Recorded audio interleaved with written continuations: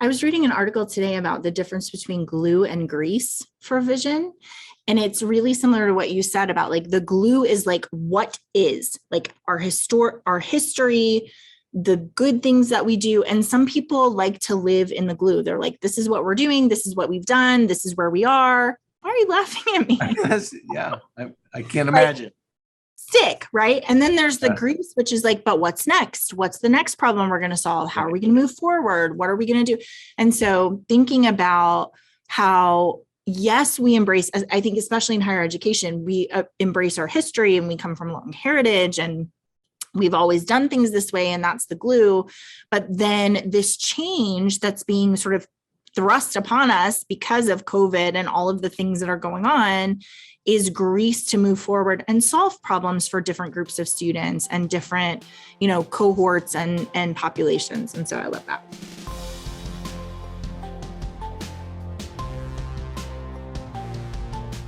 Hi, I'm Rachel Phillips-Buck, VP for Student Success at Ferris Resources. You guys have joined us for Cap and Gown. Joined by Matt Boisvert today. Hello, Matt. Good afternoon. Hello. There's a couple of kind of monumental things going on today. So actually this whole week, today is 2/22/22. And our daughters were supposed to go to school dressed in tutus. But also Central Time, in 21 minutes, it will be 2/22 on 2/22/22. So that's exciting. So those of you who join us not live, you'll know exactly what was going on at this time and place. Missed out. Yeah, they missed out. Also, I think tomorrow, I think I read this. So tomorrow will be 2/23/22, which will be a palindrome. That's true. Okay. It's a great way for us to start. There you go. Go. You and I have had a lot of travel. So the last couple of weeks we've had to cancel, but it has been so nice to see all of you and spend time with you and listen to what's happening on your campus and hug you and just be close. That has been really delightful. So many of you that so you and I were at 2 different conferences. And so many of the people I ran into were saying how much they appreciate this podcast, how they spend time with us every week. And that's really nice because we hope that it's useful to you guys. So it's always really good to hear that it is. So I thought I was really surprised how many people said that they listened to it later, Mm-hmm. As they're driving. And so it's great. Yeah. Cap and Gown. I mean, this is 41 episodes of Cap and Gown, Rachel. And as we talk about change, and there's a whole conversation we're going to have today about change. But when I think about when we started doing podcasts, for you, that was a big change. Yeah. So, I mean, there's a whole lot that has happened. 41 episodes of Cap and Gown. Hey, do you remember that it's 41 or did you look that up? I think Shauna chatted that. Okay. Because I can never keep track, but you said it like you're like every week counting, which I was super impressed with, but Shauna knows. She knows. Okay. She keeps me up. Yeah. Okay, so our roadmap today is our theme for 2022 is change. So we're going to spend the majority of our time on that. We have 2 different books. This is the one that we're pulling from mostly. It's called Change by John Cotter. He's also written a lot of articles that we're going to be talking about today as well. And I'm going to make a continued case every week, for why change is a really good place for us to spend our time and energy this year. So we will do that. Also, we're at the point in change where we're talking about a vision, building a vision, why it's important, how to communicate it, thinking about resistance to a vision. So we're going to spend our time on that. But as always, I would like for us to start with State of the Union. And Matt, so you gave me some of these articles yesterday, and I have been reading them out loud a lot because they're so moving and they're so good. And I just want to get through them without crying. So hopefully I'm desensitized enough that I will be able to do that. But people are being so awesome in higher education. Well, what I like about these articles is that it is about exactly what we're talking about. The transition from this kind of threat assessment, how we have to manage in this time of threats and weariness, and how do we stay secure, to being opportunity focused and doing really great things. So it's awesome. Okay. So the first article is coming out of Long Beach City College and the University of South Carolina. These are two schools in California that are launching a new program focused on increasing college access for young people who've been associated with gangs. So the goal of the program is to help 300 prospective college students with gang connections enroll and succeed at Long Beach City College. They're giving them a whole bunch of really specialized supports because what they've done is exactly our student success funnel. They found a population. They're like, what do we need to connect with you? How are we going to solve your distinctive problems? And then how are we going to have outcomes that are going to change your life, right? So Adrian Hirata, an assistant professor of education, was like, hey, if we can find 200 people, we will change the lives of generations of students. It says that's 200 people fewer who will be less involved in the adult or juvenile justice system. It can have a cascading effect in a way that will be really transformative for so many people. So she goes on to say this program is for students 16 to 24. They lead them through the enrollment process. They have a career advisor and specialized mental health counseling. They have coaches and mentors. They're giving them internships. This whole program is funded by almost $1 million grant from the U.S. Department of Education. It's the first grant of its kind. This college also has a Justice Scholars Program, which is for formerly incarcerated students, which is also awesome. They just started last year. Just California has a really large population of gang associated students. And so they're like, we just have to solve this problem for them. So here are some interesting things as you're talking about the solve and connect piece. They've said, first of all, a lot of these students have felonies on their criminal records, and so they can't work in certain jobs. So their career counselor has to be super clear on the professions that are legally open to them in the state of California. And then if they want to move somewhere else, like what are other states that you could go do that profession with a felony? Also, they talk a lot about students wrestling with shame and doubt and feeling stigmatized. So they're pairing them with mentors who have had the same experience to say, you can rise above this. You don't have to feel ashamed. They also talk about visible markers like gang tattoos, that they're like, hey, we're going to help you get rid of those. If you don't want them anymore, we're going to figure out how, we'll get you connected with someone who can get. I just love the thoughtfulness of like, what are all of the challenges this cohort faces? Awesome. We're going to give them a person who's going to walk alongside of them, and then we're going to solve all of those problems. It's just, I love it. Well, what I love about that is for those of us who work in higher education, hopefully we all believe it is transformational. Right. It can change a individual's life and change the whole future for their family. And so for them to say, yes, this is a population we want to serve, not only students, those who are involved in gangs, but also those who are incarcerated.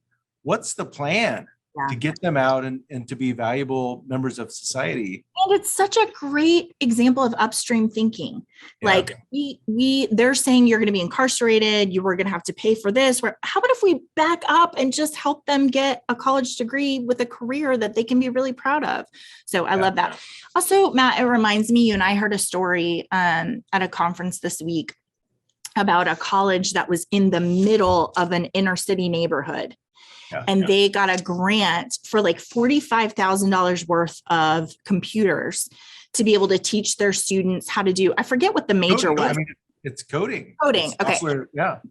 So they were so excited to have this grant, and they have all these computers, and they're like, we're going to be able to teach our students so well. And somebody from the neighborhood, 2 young men from the neighborhood, broke in and stole all the computers. I think they came back like 3 times to get all the computers. And the man who was telling us about it was like, everybody was so mad, and the police are involved in all this stuff. And they want to interview me, and they're expecting me to tell us like how angry you are and how these people stole from your students and whatever. And it was such a good reframe. He said, hey, you know what? Those guys know this is a place of great value. This institution is a place of great value. They took the wrong thing. Right. They thought it was the computers that made us like super important. They took the wrong thing. If they'll come back, I'll give them something of real value.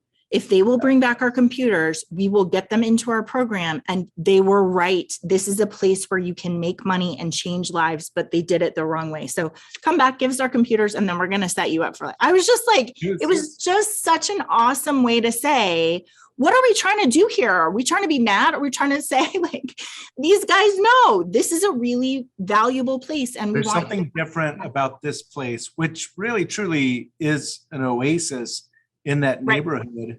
There's something valuable there. And for him to be so strong and his voice, if I were, well, certainly one of the guys who stole the computers, but anyone in that neighborhood to be like, okay, I need to think about that place differently. Yeah. He had such compassion and he was like, hey, they're smart, right? Like we're in an inner city neighborhood where there's not a lot of value to be grabbed.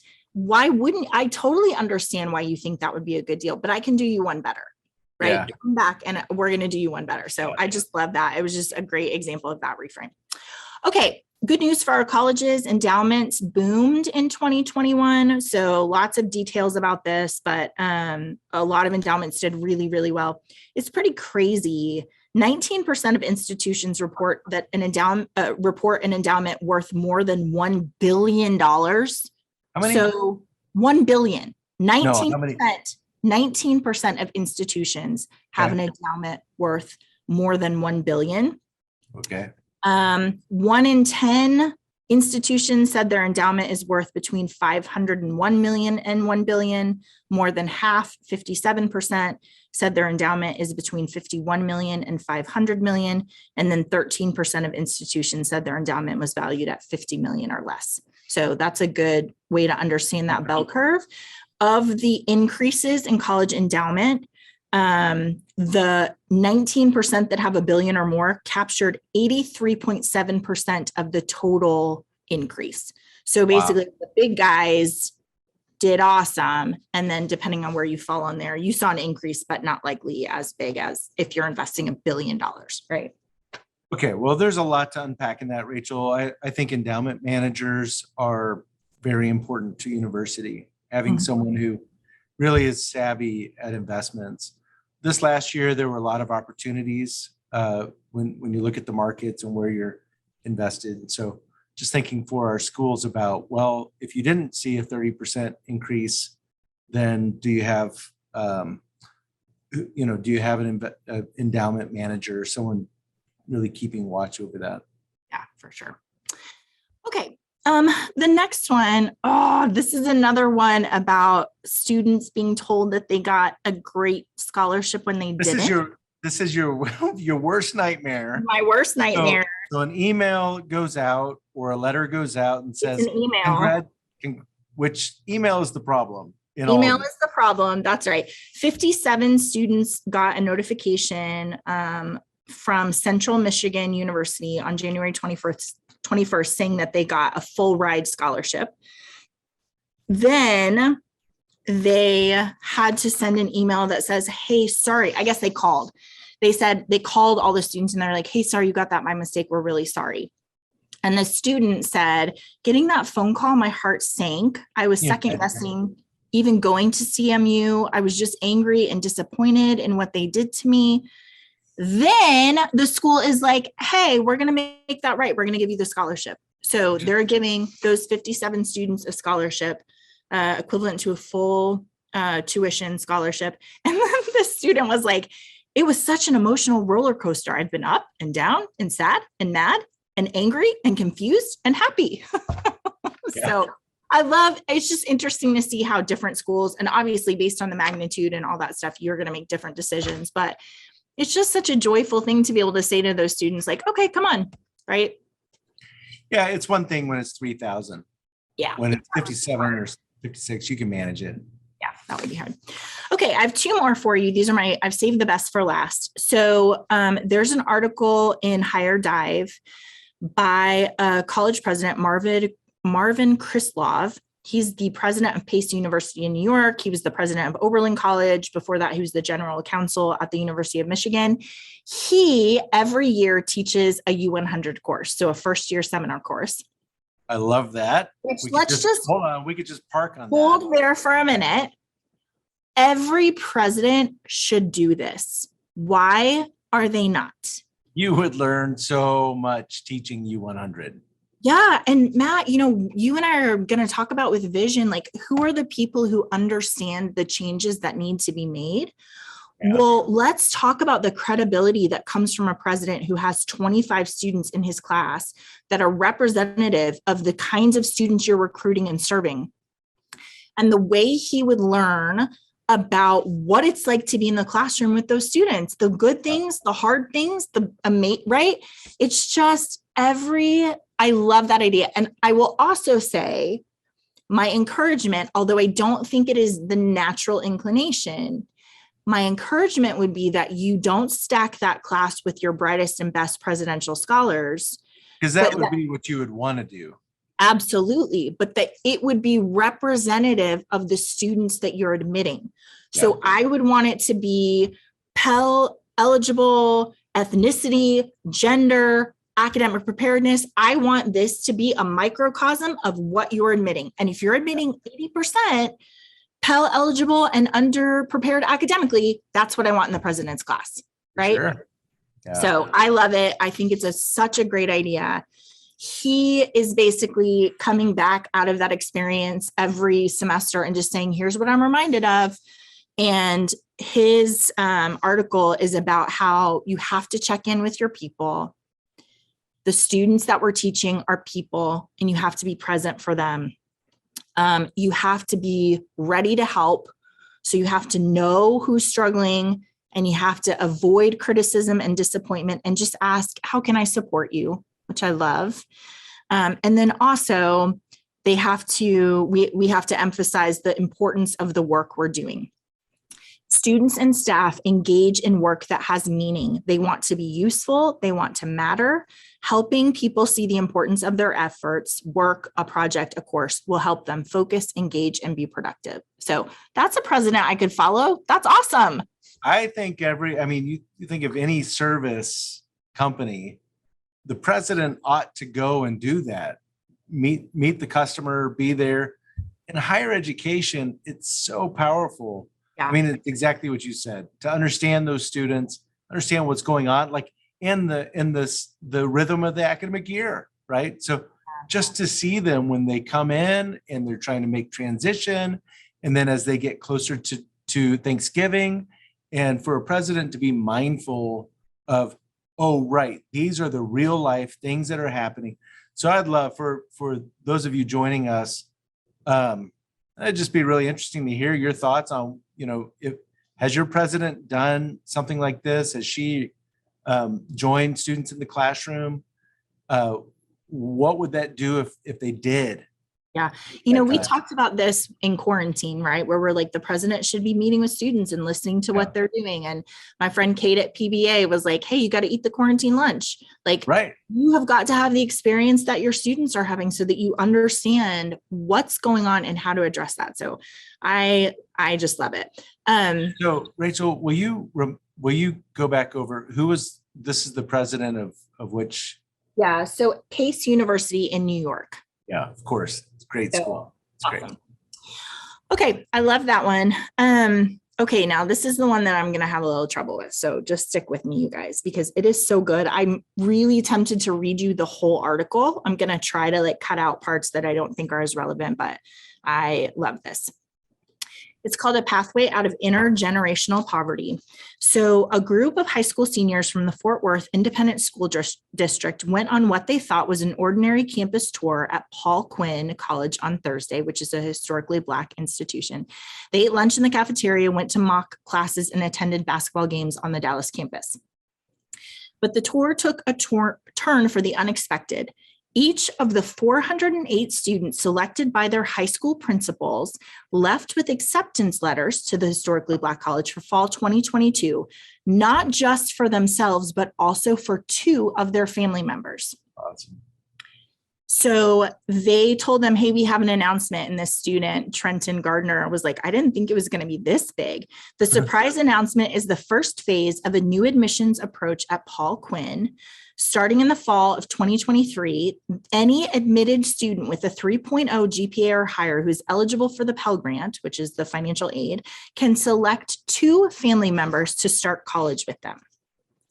The goal is to create this experience that says to all family members, all of the students coming behind you, all of the community members, college is for you. College is for all of you. And the only special thing you have to do is work hard. Paul Quinn's student body is approximately 97% Black and Latina. The majority of students, 80%, are eligible for the Pell Grant. It's also one of 9 federally funded work colleges in the country and the first in an urban area. So that means that students have to hold a full-time job alongside them doing their studies. They've had a little bit of enrollment trouble, so it fell from 440 students in 2020. That's down from 550 students in 2019. But the president said this was not done to improve enrollment. It was done to improve lives. Paul Quinn is showing students their dreams can be realized, and their families are also welcome to come and learn alongside of them. From Sorrell's perspective, the philosophy behind this new admissions approach is a simple numbers game, sending 3 people in a family to college where they can gain skills that lead them to higher paying jobs will have a greater financial impact on families than just sending 1 person to college. Our goal is to eradicate intergenerational poverty, Sorrell says. And what's the best pathway out of poverty? If it's a career opportunity education provides you, then plurality would help even more. So these college family members are taking courses online. They're getting credentialing and upskills. It says, he noted that first generation college graduates and those from low income backgrounds can sometimes feel responsible for lifting their entire family out of poverty, which weighs heavily on them. We set up first generation college students to be heroes, and that's a lot of pressure, he said. The reality is that wealthy students aren't expected to lift up their whole family. So allowing students' families to enroll with them will help them share and alleviate some of that emotional burden. He also believes many low-income students are made to feel like they need to distance themselves from their families and communities in order to succeed, a notion he sees as detrimental to students' mental health. He believes this new initiative sends the opposite message. There is something philosophically wrong with telling people that your only path out is to leave the people and the communities that produced you. Exactly right. That's so good. So he goes on to say, imagine a support system, the energy, the enthusiasm that will bond everyone together in the family and the community and allow a student to complete college. It is so genius. So beautiful. It makes me so happy. I was thinking about being a teacher. Can you imagine your students coming with their dad or their grandmother or their mom? How much fun that would be. And the celebration at the end when everyone's been successful. I just think it is such a great rethinking of like, we're trying to equip our first generation college students to be successful. Well, you know how they got this far? They have communities and people who love them and press them forward. And so what better way to teach first generation parents of first generation students what it's like to go to college than to say, you should come to college. You should come to college with your student. Join us. Yeah. I love it so much. Well, I love it. Rachel, as we talk about change and opportunity, like transitioning from thinking about change in terms of threat to change in terms of opportunity, that's exactly what they're doing. So it's so awesome. So I don't know. I know that not every school can do that. I realize that. But I will also say it is a perfect example of, Sherry Woosley, who is always so smart, was talking about the difference between integration into a community. You have to be integrated here. Right. Leave everything behind. Have to get integrated and they got to learn the rules and they've got to that versus like, you belong here. We have a place for you. You should have a sense of belonging. And the way we do that is we include your family and your community, and we think about not what we need you to do, but what you need you to do. And I love what he said about like, hey, it's for everybody. You just have to work hard. That's all. Again, That's the only barrier. Yeah. If you believe in this work, then yeah, that's right. Well, right. And do you want to have one person in the family who has new credentialing and a degree, or do you want to have three? Can you imagine? Well, it reminds me of graduation ceremonies that I've been a part of, where a grandmother and grandson graduated the same year, and how, that was a big celebration in that ceremony for them to walk up together. And so it just makes perfect sense. I can think of so many of our schools where for the right population they serve, this just makes sense, for them to think about it that way. But it was so beautifully done. I love the, hey, we're going to have a college visit day. We're going to spend time, and then we have this surprise that is more than anyone would imagine. It's just I honestly think we could do a whole hour on this, because I'm just thinking about siblings, right? And what it means. Like, I got accepted to college and you can come with, and there's so many elements of that are well thought out and really, and Matt, the thing that ties all of this together is this compassion and generosity to say, I see the potential. I'm not going to tell you like, yeah, you have to do all these things because it's the way we've always done it. I'm just saying, like, I see potential and we want to figure out how to leverage that. Right. So good work. It's great. It's great. Okay. So we need to talk about change No. Oh, sorry. Okay. Shoot. I had been doing so well. Okay. And that is the State of the Union. That is the State of the Union. Yeah, I think maybe when we do these, if you could just have a cue card that you could hold up for me, that would be super helpful. So I won't forget. Everybody who joins in the podcast will just think I remembered, but they won't know that you're actually like this. Yeah. Okay. All right. So let's move on to change. I want to again remind us that for some people, change is very overwhelming and scary. And the reason we have picked it for our 2022 theme is because we want to use it to alleviate this feeling of being overwhelmed, of doing too many things. It is a compelling time for us to change, because over the last 2 years, we've just collected a bunch of hats and duties, and here we're just going to keep doing this stuff. And I tell you every week that I think people are really exhausted, and we have to address it so that we can live sustainable lives in higher education. So that's the goal as we're looking at change. How can we imagine a sustainable, satisfying future where we're being productive, but also not feeling overwhelmed? And I think so many times, so as you think big change, you're thinking, well, that's going to come from the top. I have to wait and be told what the change is going to be. Yeah. And we're kind of talking about that, sure.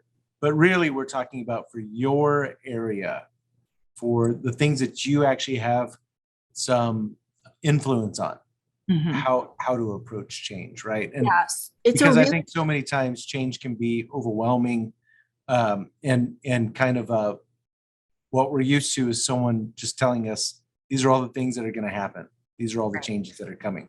Right. And so it's a really good point, because you and I primarily are applying the theory of change to schools, specifically about retention. And I'm going to tell you why that's a place where it's just such a powerful way to think about things. So we think about this in terms of retention and student success, but everybody's in charge of something. You can be in charge of the tutoring center, the career center. You can be in charge of how you do advising or student activities, or, right? You have something that you can say, I want to create a future vision of how I want this to be. And I want to I'll never forget. We were on a campus and we were talking about retention change, and the head of the bookstore came to us and said, thank you. I have never seen my job that way. Yeah. that I can make that difference in the students' lives the way you're describing. Yeah. And so it is powerful. It is, where are you and what do you have influence over? And I think it's a really good example of, I was thinking, Matt, about the school that we went to that was so weary because it was like they're cutting constantly every year. They don't make their numbers and they're cutting their friends are getting fired and they're cutting and they're cutting and they're so tired. And we had to write a report for the president and we're like, hey, everybody is weary. And it's such a great example of what we've experienced in COVID. Yeah. People are weary. And the change on that campus from, we didn't make our numbers, we're going to have to cut 2 more positions, right? So you're talking to the CFO and the president, and they're like, they don't know this room that I'm in with all of the practitioners as we're trying to work on early alert and holistic and all that kind of stuff. But they're telling you like, hey, they don't know this, but we're about to this afternoon announce that we have to cut 2 positions. And you're like, well, how many more, what's the change in retention that's going to make it so you don't have to do that? How many students do we have to find and retain? And I forget. And we weren't just talking about freshman retention. Like, right. Give me how much money. You realize, that's 8 students. Yeah. So they said, can you find 8 students? And we're like, yes. And that's the shift. We're going to change from you're at the mercy and you're weary and good luck and you never know when the other shoe is going to drop, to, hey guys, we're going to make some changes. Here's what we're going to do. Here's the vision. Here's the strategy. Here's why it's important. Can you find 8 students on your campus so you don't have to be in survival mode anymore? And they're like, 8 students, like I'll give you 15 already that I know if we did something with, we could probably make a difference. And they did. They found 8 students plus. Oh, way over. I mean, yeah. It changed everything, but it was empowering. I think the fun thing about that, and as I think about this kind of opportunity focused change, what happened at that school is it started to be a vision. So if we focus on student success, then all of that weariness can go away. So we start to grow, and we do have influence on that. This isn't just wait for enrollment and hope they made the numbers and all that, but it became empowering to that. Every single person in that room, when I came back meeting with the CFO, came back to the room and said, here's your number. And I upped it. I think from 8 to 12. I said, can we find 12? Well, there's like 12 people in the room. Can you find one, each of you, a student who otherwise would have slipped through the cracks? And so it's a great model of saying change is a place to flip from this is a disaster, what are we going to do, to what's the vision for the future and how are we going to impact that for good, right? So you can apply that to whatever you're in charge of, but we're going to be talking for sure about retention. So you remember that as we've talked about managing change, we talked a couple of weeks ago about one difficulty is complacency. So just feeling like in that room where they're just complacent, they're sad and they're depressed, but they're like, well, there's nothing to be done. So I guess we're just going to, and what you did when you came into the room and you're like, hey, 12 students, can you do that? No one will get fired if you can do 12 students. Like urgency. Yes, we can. Like, let's go out. Let's make a plan. Let's find them. So the very first thing of managing change is that urgency piece. Also build a team. So you and I talked about like Rachel doing a thing versus a coalition of smart people who are doing what they need to in order to be successful. Totally different experiences, right? Yeah. This is the culture versus this is a person. Yeah, exactly. So the next piece that we're going to talk about is developing a vision. And I want to talk about how you know what your core values are and how you tie that to strategic pieces and all of the kind of process for that. And remember, this is within your group. So you've identified your people and now you're going to start talking about a vision. But I'm curious, Matt, if you have reflections on why is a vision important? Like, why do we have to do this thing? Can't we just kind of change? Why do we have to have this thing that we're working towards, this big picture vision as we're managing change? Well, I mean, vision for me is it's the why, and it is So vision kind of starts with the why, and it talks about the what we're going to do, and then the how we're going to do it. But the power in that, when I think about vision, it is, we could all just sit here and be happy with our endowment and the resources, the buildings, the things that we have, and just keep going along. Or we can be very mindful about, here's where we are, here's the opportunity. We have so many resources to get there. Yeah. So to me, the power of vision is, I don't want a team of people who like complacency and kind of languishing around. I don't think it's healthy for us. And also, there's too much to do in higher education. There's a lot of great work.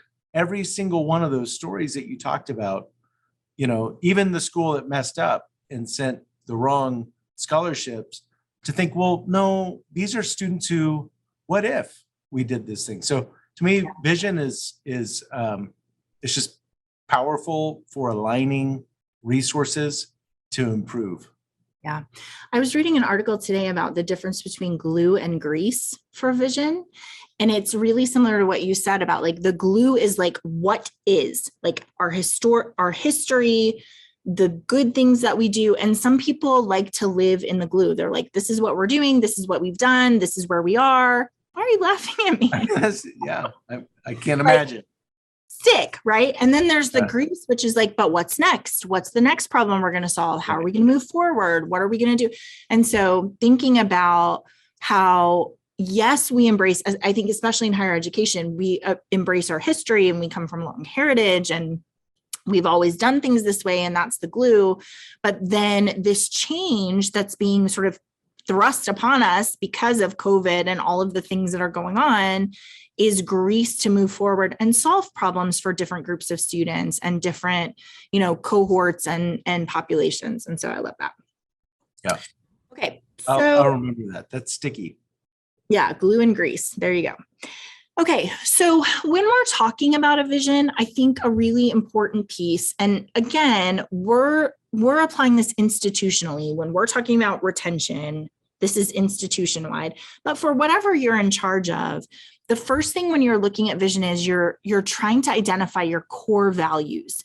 What are the things that are the most important to you? And so a really easy way to figure that out is to see where you spend your resources. Where do you spend your time and your money? For sure. And thinking about iconic practices, like, this is a thing that our institution does or that our office does that tells you what our core values are. So I was telling you earlier, like, there's all these companies where they have a thing. They have a 6-page memo that they have to learn how to write because their core value is good thinking and clarity. And so it's just, everybody knows in this huge institution, we have 6-page memo meetings. And the underlying value of that is that we think well and that we know how to write really well. So that would be an example. Yeah. Did you have something to add to that? No. Okay. I was thinking about, this is a silly example, but I think it's fair. At Ferris, we have Unsolved Mystery Fridays. We do. And it's an iconic practice where everybody is invited to join our Zoom because we're all across. Any of you who want to join. No, don't say that. No, don't say that. Okay. But our whole team comes together. I send out the case study beforehand. Everybody does their work, and then we all come prepared to talk about it. We all have different resources. We talk about it. We're trying to solve the mystery. Okay. Here's why I bring it up, because if you want to use that as an example of core values at Ferris, we are deep thinkers. We love to understand complicated problems. So we love to get all the information and do all the research and try to figure it out. Also, we like each other's brains, and we're not often duplicated. So when we have 8 different people in the room, everybody is bringing a different perspective, which is how we like to work, where we have a great team. Also, we have so much fun. It's great to spend time with each other on something that is not solely focused on the business. That would be an iconic practice where if you were a fly on the wall and you watched us doing that, you would understand something, right, about our culture, the way that we interact with each other and the things in our Sure. board. Absolutely. So one really interesting thing is to think about how do you, like, what are the things that help you identify your core values? What are the places where you're spending your time and your money, right? Okay, and then after you've done that, that's going to really help you shape your vision moving forward. Here's what's important to us. So here's what we're going to do. So coming out of something like Unsolved Mysteries, where I'm trying to identify what is our corporate culture, one of our goals, one of our vision pieces for this year is we want to keep our best team and we want them to thrive. That comes out of what I understand about our team, given this iconic practice that we have. And so it's a really helpful way to then move forward and say, okay, then what are we going to do in order to leverage that?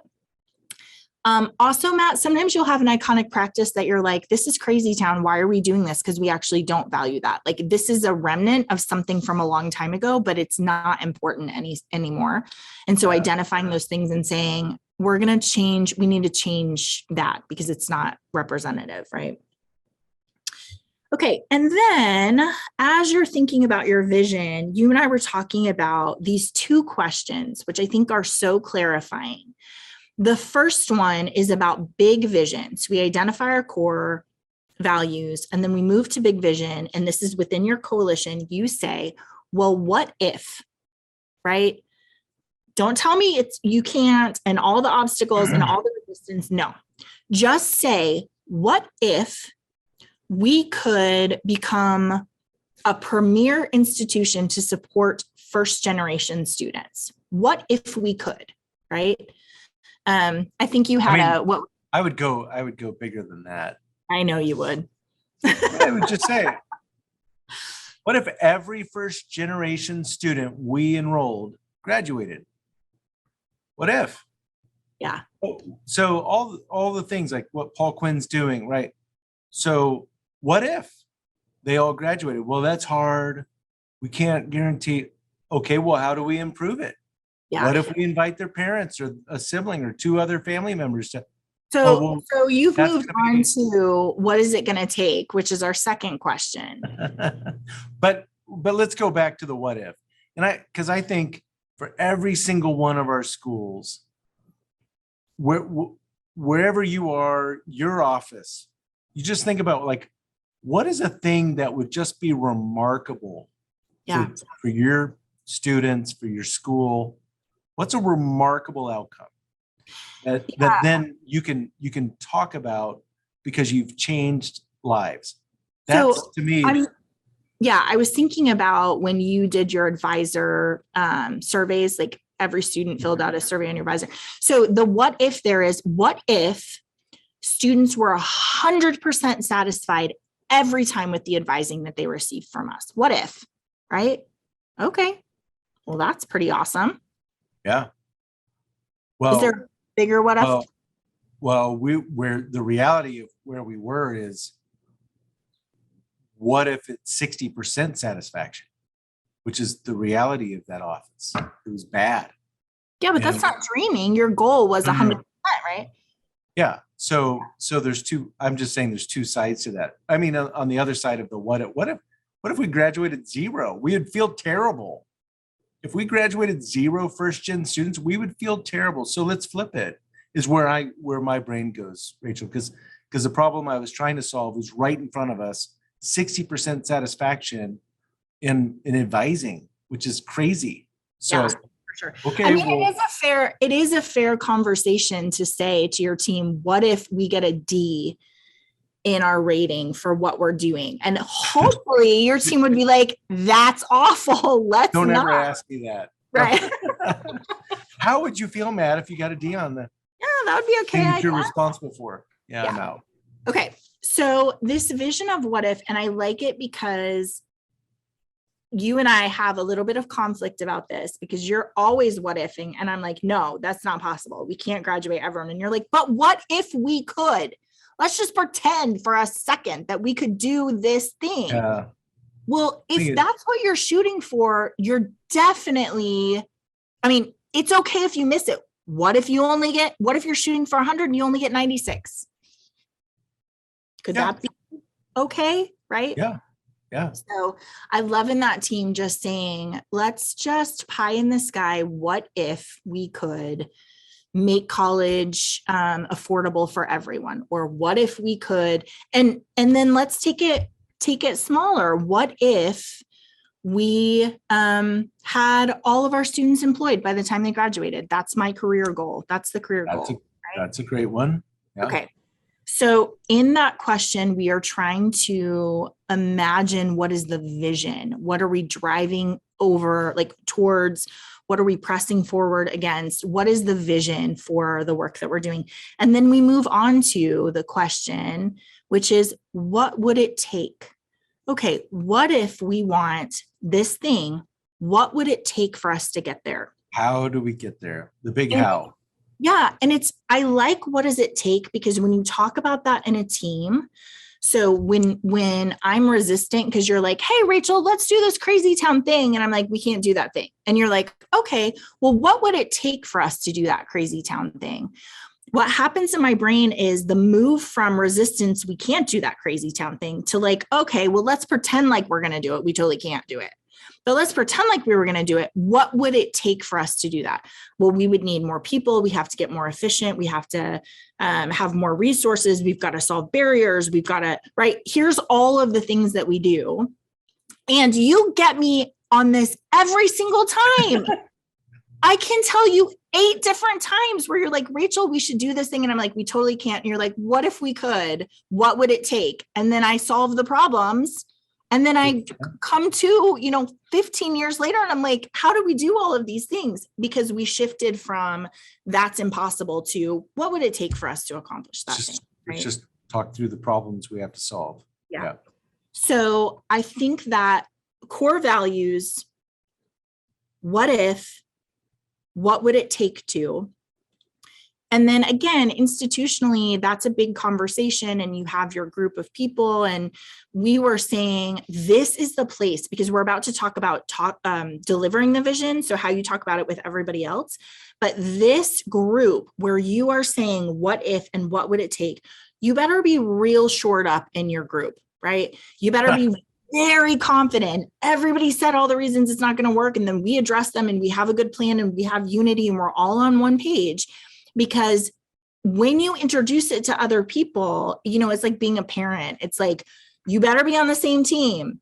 Because when you tell your kid, this is what's going to happen, if there's any sort of wiggle room in there, like mom doesn't really love this, but dad wants to do it, so she's saying, you're toast, right? They're going to find the ways to poke holes at that. And then you're going to be like, oops, we didn't do a good job of you and I were talking about like courting the curmudgeons, right? Do you want to talk about that piece? Well, I just think it's so important. And as we talk about, so moving into how to communicate this vision, the big what if. And so let me back up and just say, Rachel, there's actually a book on the power of 2, and the idea of having the complementary, where you might have someone who's like me and thinks in terms of like the big what if, and you're like, Matt, I'm with you, but it's going to be really hard. Why? Let's talk through that. The power of 2, to be able to, okay, let's lay it out and understand what we have to overcome there. But then we talked about last time, the curmudgeon is so important for understanding the difficult conversations you have to come over, you have to address. And so the idea of inviting critique, so I was always grateful for the curmudgeon I had a great relationship with, because he'd just tell me all the ways that it was dumb or wrong, or why would we waste our time on that? And I'd say, well, help me understand why you're so against it. And so what he laid out for me, though, was these are the arguments. I don't care who on campus, no one's going to outdo him. Yeah. Here's what you're going to face, right? I'm going to represent. Yeah. So if I have that understanding of this is the worst I'm going to face, so I have to be geared up and ready for that. So inviting the curmudgeon, inviting critique, that's an important part of this kind of transition from going from the what if to the big what if to the how we're going to do it, because they're going to bring up things that you would never have imagined. Like, how's that a barrier? They'll be the barrier unless you have a smart plan to overcome it. Yeah. So it's so important because the next step after we've done created urgency, created our coalition, come up with the vision, and then we're going to tell people about the vision. And you and I were saying, like, this is the first place where sort of the not inner ring, but outer ring is going to be able to critique what you've done. And oftentimes there's so much resistance. And I want to talk about that. I was thinking about, a church where they made a very specific change and they articulated the vision on the team that was like in charge of articulating the vision. Like they all agree. So now we're going to introduce this to the congregation. And so the team is up on the stage talking about why we made this decision and like they think they're shored up and in unity and whatever they're going to do. And one of the guys on the team is like, nope, that's not true. Basically, like shook his head. And while they're explaining what's good, he was basically like, I don't agree with this. I think it's stupid visually. Right.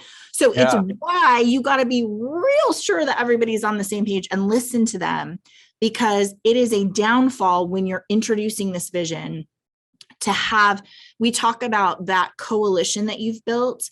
Yeah. They are the role model of the behavior that is expected in response to this vision.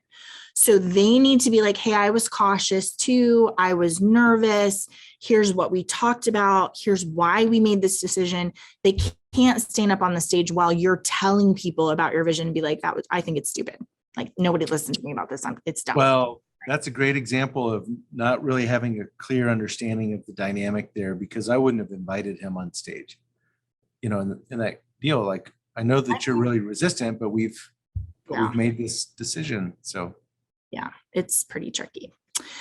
Okay. So when it comes to communicating the vision, you want to be thinking about every vehicle possible to communicate, because it takes a long time for people to catch the vision, to really understand it, to internalize it, to know what it means. And so, you know, Cotter talks a lot about like, say it 1,000 times, say it at the beginning of every meeting, help everybody understand this is why we're doing this thing. So Rachel, I'm going back to that example. And so you have some disagreement with me not inviting him on the stage. What I saw him do was play to his constituency. Okay. So in that scenario, you'll have people on your campus who they have a strong opinion and they want to look like, you know, they have a constituency who are behind them. And I think that, so in big change, it's wise to understand who those groups are. And even if the biggest curmudgeon is not coming onto your side, maybe you pull aside someone who's best friends with that curmudgeon in that constituency to be able to say like, hey, can we have a reasonable conversation? These are the things I'm afraid of. And if this happens, here's what we lose out on, right? Yeah, for sure. Well, I think there's a lot of ways to think about how you're going to manage resistance, because it's definitely going to be there. And it comes out of a lot of different reasons, like fear, or they're not educated. And I think maybe not next week, but the week after, we're going to be talking about different methods for managing resistance. So how you can use education or how you can use coercion or whatever to try to manage that resistance. But one really big piece that I want us to think about today is identifying situational factors that are going to help you understand how to then launch this vision forward. So one piece is like, how urgent is our situation? Like, we have to make a decision right now or our school is going to close.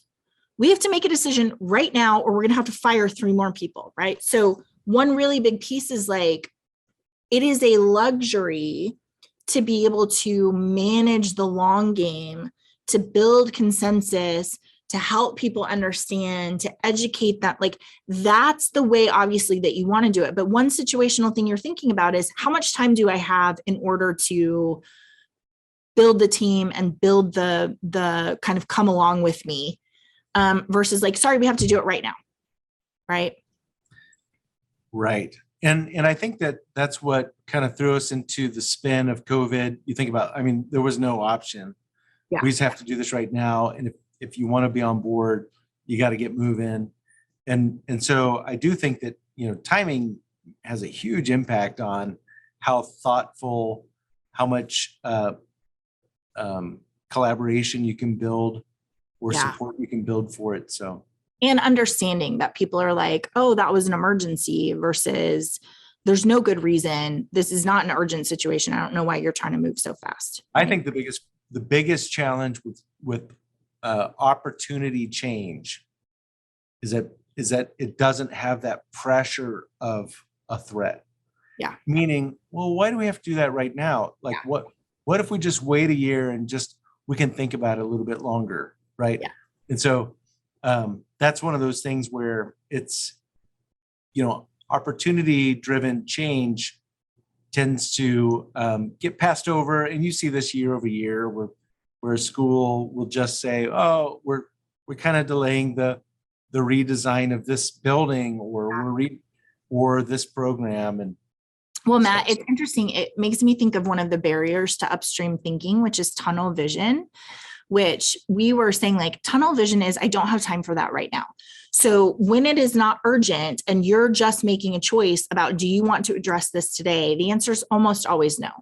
I don't have time for that right now. Right. I got a lot of other things and that's not on the list. And so I was saying to you, the difference between being good at applying change theory to a school, we go to a school and we're like, hey, there's some things that have to change. We're going to help you manage resistance. Here's what we're going to do. The difference between that and you and I were saying, taking a minute to be like, hey, what about for us in our professional lives, in our personal lives? Let's not say, I don't have time for that today. Let's make that a priority and say, what is our vision and how are we going to manage change? Those are two very, very different things. And so the luxury that we have when we go to a school is we do get to hold space for that school and say, hey, right now is the time where we're going to deal with it. You can't put it off because we're here and we're going to talk about it, versus how people tend to be in their real life, which is I've got a bunch of stuff on my plate and I don't have time for that right now. So holding space personally and professionally to say, what are the changes and what is the vision, I think is incredibly important. For sure. Also, thinking through, this is a really key element when you're thinking about situational factors. Who has the most accurate information about the changes needed? That is really vital because so many times, if you're not being careful about gathering the right information and getting the right people on the team, then somebody has information that would have been helpful to you yesterday, but you're just going to like tell them the plan. And there's going to be like, well, here's 7 things you didn't know. So that's a dumb plan. And then all of your work is going to be totally destroyed. Right. So there are so many examples of this where I think I said the other day, I was showing one time our software to a president, like showing all of the, here's how you find students and you connect with them in the case management and the collaboration and the measurement. And the president's like, that's so much work. And I was like, but it is like, that's actually what these people do. And so if you're making cuts or you're saying as the president, like, we don't need software, we're going to change, we're going to get rid of that without accurately understanding what that software is doing and how it's supporting people, you're going to be met with a lot of resistance. It's something that you really have to consider. Okay. So thinking through resistance, how urgent is it? Who has the most accurate information? What kind of resistance do you anticipate? Who do you think that that's going to come from when you start to share your vision? And then just making sure you're using a lot of different ways to communicate that. So next time you and I are together, we're going to talk about the ways, the specific methods for managing resistance, and give some really great examples of how we have done that and seen that. I can't wait to hear what you think my number one method of managing resistance is. I will keep that for next time we're together, but I'll think about it. Also, you're going to talk about physical evidence of these changes we're making. How do we use tangible physical evidence to kind of suggest to people, this is not just what we've always done. We're going to make some changes here. So that's going to be so as a lead up to next time. So I don't know when that's going to be, in 2 weeks or 3 weeks, or when we talk about physical evidence, when you think about big vision, big what ifs, I'd love to hear from our friends joining us about the best example of how that was communicated physically. And you think about, like, when I walk into that building, it's clear to me what the future is going to be, or, how is that conveyed? The big vision. So what are the action items, Rachel? Okay, so your action items are, what if, big vision, in your coalition, we have some urgency. What if? What is the big vision? The second one is, what would it take? So talk through with your team, how could we accomplish that? And then also make sure that as you're thinking through that you have built unity in that coalition, and that you are sure that everyone's perspective has been heard, and that you are continually driving to convert the curmudgeon. So you can have him on stage with you, not shaking his head. And then also, we'll talk more about this in a couple of weeks, but this idea, plan to communicate your vision 1,000 different ways. Physically, what are all the mediums? What are the vehicles? Where can you put it so that people see it, so that they have it in front of them? I was thinking, Matt, about, years and years ago when we were at a conference and someone was like, who knows the mission of their school? And you knew it. And the guy's like, literally, that has never happened. I mean, he was old. He's like, I've been doing this for a long time. I've never had somebody. Bill. Yeah, I've never had somebody who knew the mission of their institution before. And so how do we communicate that in such a way that he was pretty shocked. Everybody knows? And you made $20. Good work. Did. It was great. So, all right, friends, things are changing. We can move from surviving change to thriving in change. And so just keeping on. You're doing a great job, but this is really a time for you to be able to hold space and think about how you want to do things differently, so that we can have sustainable professional lives and also personal lives as well. Thanks, you guys, Rachel. For joining me. Yeah, good to spend time with you. We'll see you later.